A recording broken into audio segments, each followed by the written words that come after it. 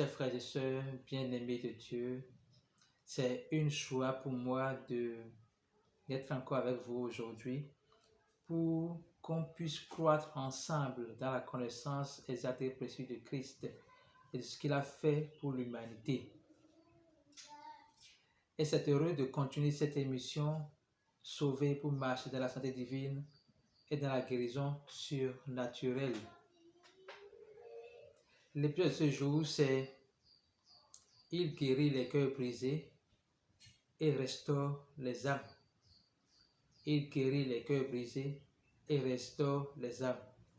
Et cela fait partie des toutes premières missions de Jésus-Christ quand on lui a remis le livre d'Ésaïe qu'il a lu dans le temple. Voici ce qu'il a dit. C'est dans Luc 4, verset 18. Luc 4, verset 18. Il dit, « L'Esprit du Seigneur est sur moi, parce qu'il m'a oint pour annoncer la bonne nouvelle aux pauvres. Il m'a envoyé pour guérir ceux qui ont le cœur brisé. » Alors, vous allez voir que ce qui est venu avant le cœur brisé, c'est la bonne nouvelle aux pauvres. La bonne nouvelle, c'est la mort, l'annonce de la mort de Jésus-Christ pour nos péchés, son ensevelissement et sa résurrection pour notre justification. Alléluia. Et les pauvres ici, ce n'est pas ceux qui sont pauvres matériellement, mais ceux qui manifestent de l'humilité, qui savent que par leurs propres efforts, ils ne peuvent pas se sauver. Et qui se soumettent donc à la justice de Dieu, manifestée en la personne de Jésus-Christ. Ils se soumettent à l'œuvre salvatrice accomplie de Jésus-Christ à la croix pour le salut de l'humanité. Et ils reçoivent cela par la foi. Nous sommes sauvés par grâce au moyen de la foi. Cela ne vient pas de nous, c'est le don de Dieu. Ce n'est point par les œuvres, afin que personne ne puisse s'en glorifier. Pour dire que la bonne nouvelle, c'est Jésus-Christ, mort pour nos péchés, enseveli, ressuscité. Et ceux qui reçoivent cela sont appelés les pauvres, parce qu'ils sont humbles. Alors, et quand on reçoit le salut de Dieu, on a l'assurance de ce salut, mais dans ce salut, il y a la guérison. On voit dans Matthieu 8, je crois, verset 17, que Jésus-Christ a pris nos infirmités, il s'est chargé de nos maladies. Donc Jésus-Christ, les maladies de Jésus-Christ et nos infirmités et maladies sont sur Jésus-Christ et non sur nous. Mais quand il a pris, qu'est-ce qu'il en a fait? Il les a crucifiés à la croix. On dit, 1 Pierre 24 fait savoir, par les maîtrisures de Jésus-Christ, nous avons été guéris. Par les maîtrisures de Jésus-Christ, nous avons été guéris. Ce n'est pas dans le futur, mais c'est dans le passé. Nous avons été guéris. Alors, je disais que la guérison de Dieu est contenue dans notre salut. La guérison de nos cœurs brisés est contenue dans notre salut. On va voir Psaume 147, verset 8, verset 3 plutôt.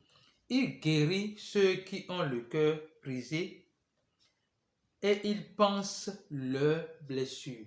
Notez que quand on parle de cœur brisé, on ne parle pas du cœur qui est dans notre corps. Même si ce cœur a des impacts négatifs liés à notre cœur brisé. Mais quand on parle de cœur brisé, on parle de l'état d'âme d'une personne qui a souffert et qui est victime de la perte d'un être cher, de la perte d'un enfant, de la perte d'un père, d'une mère, d'un époux, d'une épouse, la perte, ou même la perte des choses, la perte des chiens, ceux qui sont habitués aux chiens, qui perdent le chien, la perte des animaux aussi, ça crée un état d'âme de souffrance pour certains. Et quand votre âme est en souffrance, votre corps est également en souffrance.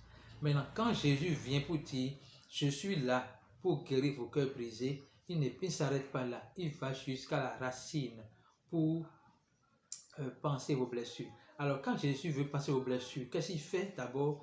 Il cherche à déraciner à déraciner la cause des causes, ce qui fait que vous souffrez. C'est vrai, si c'est la perte d'une personne, ce n'est pas que la personne va revenir, mais ce qui fait que vous souffrez, c'est votre perception de cette mort-là. Alors, il va traiter avec cette perception pour vous permettre d'être guéri. Par exemple, beaucoup pensent à tort que c'est Dieu qui permet la mort des êtres chers, des enfants, des époux, des épouses, des parents et à jeune âge, des frères, des sœurs. C'est Dieu qui permet ça. Alors, pourquoi Dieu va faire ça? Comment Dieu qui nous aime va faire ça? Dieu n'est pas meurtrier. Dieu n'est pas meurtrier. Dieu est un Dieu d'amour. Il est lumière et il n'y a point de ténèbres en lui.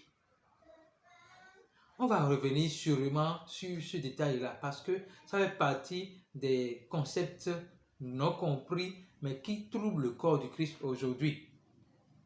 Donc, Jésus, je crois par la grâce de Dieu, va vous révéler déjà la perception qui fait que vous souffrez et il va vous guérir de cette perception-là au nom puissant de Jésus-Christ.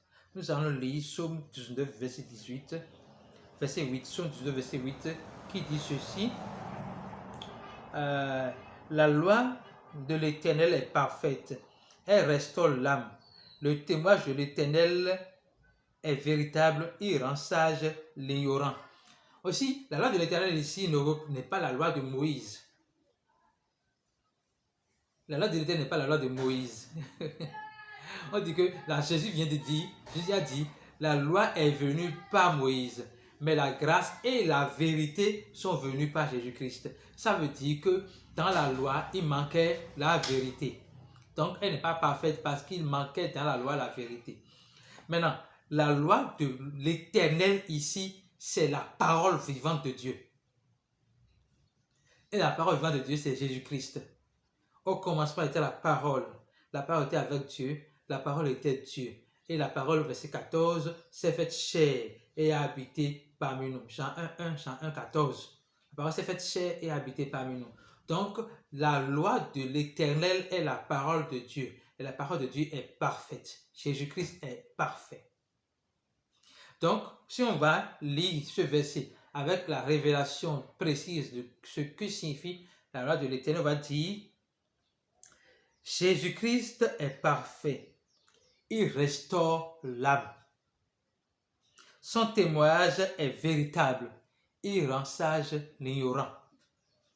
Donc, Jésus est la personne en vous, si vous croyez, qui va restaurer votre âme, qui va guérir les blessures, qui va guérir vos cœurs brisés et penser vos blessures.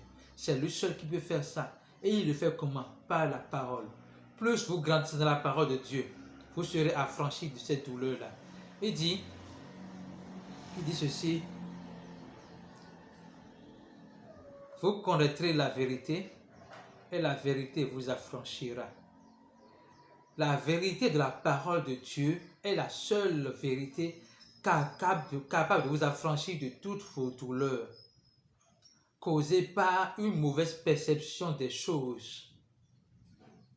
C'est telle personne, c'est telle tante, c'est telle-ci qui m'a fait ça, c'est tel quelqu'un qui a tué des discours comme ça, c'est tout ça qui fait qu'on souffre. La souffrance peut-être ce n'est pas la mort de la personne, mais c'est comment la personne est morte, c'est qui a tué la personne selon notre conception. Et tout ça là que Dieu va traiter par la foi, au nom puissant de Dieu. Je crois qu'en l'instant où je parle, il vous ramène à la vérité. Il vous fait savoir que notre seul ennemi, c'est un ennemi invisible, c'est le diable. Le diable ne vient que pour voler, détruire et égorger. Le diable est meurtrier depuis le commencement. C'est lui. Jésus a donné son CV afin que nous puissions savoir clairement d'où vient le mal. Ce n'est pas les gens. Il dit, nous ne luttons pas selon la chair, mais nous luttons avec les dominations des principautés. Donc ce n'est pas votre tante qui vous fait mal. Ce n'est pas la vieille mère du village qui vous fait mal. Non. C'est le malin. Et le malin est invisible. C'est vrai, il peut passer par des gens pour vous faire du mal, mais ce n'est pas ces gens-là qu'il faut accuser. Parce que Dieu lui-même n'accuse pas ces gens. Dieu sait qui est la cause de ce mal et il accuse celui qui a inspiré les actes. Donc, Dieu n'impute pas le péché aux hommes parce qu'il sait celui qui inspire le péché. Alors, si vous vous mettez à trouver celui qui a causé les choses, vous allez vous faire plus de mal que de bien. Alléluia. Donc, je voudrais continuer et faire savoir que Jésus-Christ veut que nous passions de notre état d'ignorance à la sagesse de Dieu. En Christ, on a tout le conseil, toute la sagesse de Dieu. Mais ce n'est pas en une seule journée, ce n'est pas en 30 minutes que vous allez découvrir Christ en vous. C'est au fur et à mesure, lorsque vous serez assoiffé de la parole de Dieu, que vous allez connaître Christ en vous. Excusez-moi. Nous allons avancer. Je veux faire savoir que Jésus n'est pas du tout surpris par les souffrances que vous vivez actuellement. Il a même averti là-dessus. On va lire Luc 21, verset 16. Luc 21, verset 16. Luc 21, verset 16. Voilà ce que ça dit. Alléluia. Vous serez livrés par vos propres parents, par vos frères, par vos proches, par vos amis, et ils feront mourir plusieurs d'entre vous. Vous serez haïs de tous à cause de mon nom. Donc Jésus avertit. Jésus fait savoir que ceux qui vont nous haïr, nous trahir, ce n'est pas ceux qui sont loin de nous. C'est nos parents, nos frères et sœurs, nos amis, nos proches. Nous savons qu'il y a un adage qui dit, plus l'offenseur est cher, plus l'offense est grave. Et ça sous-entend quoi? Plus l'offenseur est cher, plus l'offense est grave, et plus il est impossible ou difficile de pardonner. Mais voilà que nous avons en nous un Dieu qui nous a pardonné. Il n'a pas attendu qu'on soit parfait pour nous pardonner. On a vu Jésus-Christ à la croix qui dit « Père, pardonne-les car ils ne savent pas ce qu'ils font ». Il n'a pas attendu qu'il vienne s'excuser pour les pardonner. Donc son pardon n'est pas conditionné à notre capacité à reconnaître nos fautes, mais il est conditionné par rapport à son amour pour l'humanité et par rapport à sa préconnaissance que ce n'est pas nous qui agissons, mais c'est le malin qui nous inspire des actions pour nous faire perdre. Donc il ne nous impute pas nos péchés. Car Dieu était en Christ, réconciliant le monde avec lui-même, en n'imputant point aux hommes leurs offenses, mais il a mis en nous la parole de réconciliation.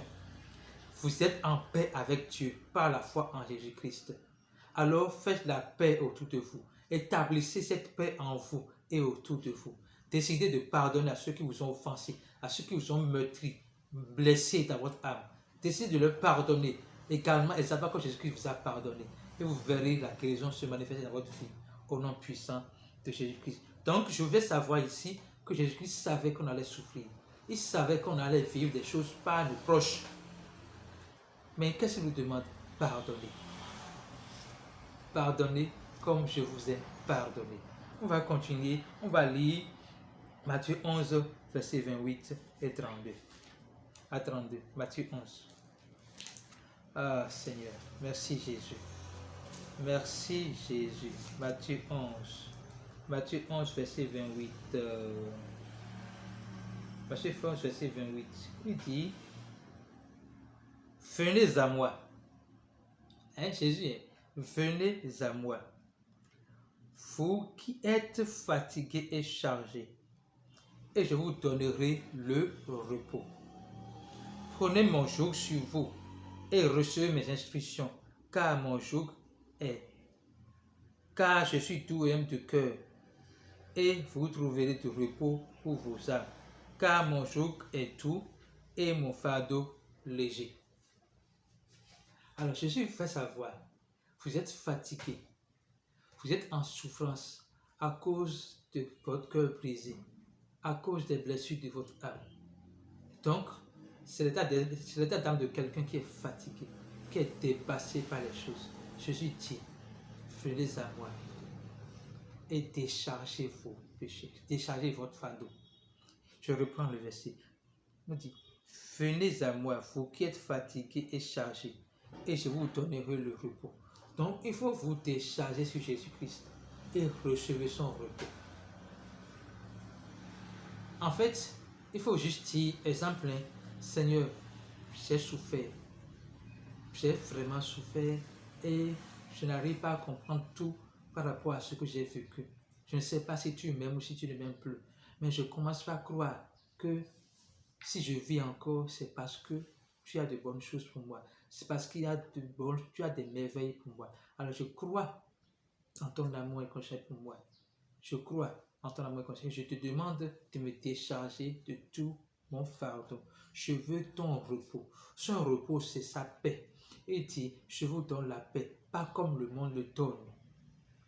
Son repos, c'est sa paix. C'est la paix dans les tempêtes. C'est la paix de Christ quand tout va peut-être mal autour de vous. Mais vous avez une paix que le français n'est pas décrit. Vous avez une paix qu'il n'y a pas de mots pour décrire cette paix-là. Parce que lui en vous donne la paix, l'assurance de ce que tout va bien. C'est extraordinaire d'expérimenter ça. C'est extraordinaire d'expérimenter cette paix-là. Il dit, je vous donne mon repos. Il a dit quoi? Maintenant, il dit ceci.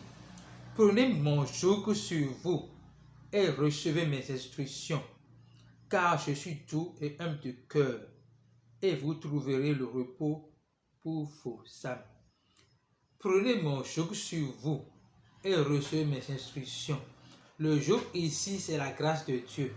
Recevez la grâce que je vous offre. Recevez la faveur imméritée que je vous offre. Et suivez mes instructions. Ces instructions se cachent dans la phrase qui suit. Je suis doux et humble de cœur. Je suis doux et humble de cœur. Quand vous êtes blessé, endolori, quand vous êtes offensé, vous vous sentez trahi par la vie, il vous manque clairement la douceur et l'humilité. Il y a une sorte de révolte contre la nature dans votre esprit. Il y a une sorte de révolte contre la nature dans votre esprit. Il y a une sorte de révolte contre la nature dans votre esprit. Vous manquez de douceur. Vous êtes souvent trop dur. Vous êtes souvent trop amer. Parce qu'il y a l'amertume comme racine dans votre esprit, dans votre âme. Donc, Jésus vous donne comme instruction la douceur et l'humilité. Et pour ça, il faut traiter avec la racine qui vous empêche de vivre cette douceur, cette humilité. Donc, il dit enfin, car mon joug est doux et mon fardeau léger. Quel est le joug de Dieu? C'est la grâce de Dieu. Et comment on reçoit cette grâce? Par la foi. Mon joug, ma grâce, la foi, mon fardeau. C'est tout ce que Dieu nous donne. Alléluia. Donc, Jésus veut nous restaurer. Plus que ça, il a déjà tendu la main pour nous restaurer. Il revient à nous de dire, oui, je veux être restauré au nom puissant de Jésus-Christ. Nous allons lire un dernier verset et c'est par là qu'on va conclure l'enseignement de ce jour. 1 Pierre 5, verset 7. 1 Pierre 5, verset 7. 1 Pierre 5, verset 7. Oh là là. 1 Pierre 5, verset 7. Déchargez-vous sur lui tous vos soucis, car lui-même prend soin de vous. Déchargez-vous sur lui tous vos soucis, car lui-même prend soin de vous. Déchargez sur Jésus-Christ vos soucis, car il prend soin de vous. Jésus-Christ prend soin de vous. Jésus-Christ prend soin de vous. Mais pour que vous jouissiez du soin qu'il prend de vous, il vous revient de vous décharger. Pas vous charger, mais vous décharger. Lorsque vous êtes plein de soucis, dis Jésus, je décharge mes soucis sur toi. Accorde-moi ton repos, accorde-moi ta paix et vous allez sentir, expérimenter cette paix dans votre corps, dans votre cœur. Et c'est la source de votre guérison. Merci Jésus, parce que tu m'as guéri de mon cœur brisé. Tu as pensé les blessures de mon cœur brisé. Tu as restauré mon âme et j'en suis reconnaissant. Je veux que tu m'accordes la grâce de grandir dans cette compréhension et d'apprendre à être doux et humble de cœur comme toi. Merci Jésus. Que ton nom soit glorifié dans ma vie. Que ton nom soit magnifié dans ma vie. Que ton nom soit exalté dans ma vie. Maintenant et pour toujours. Amen.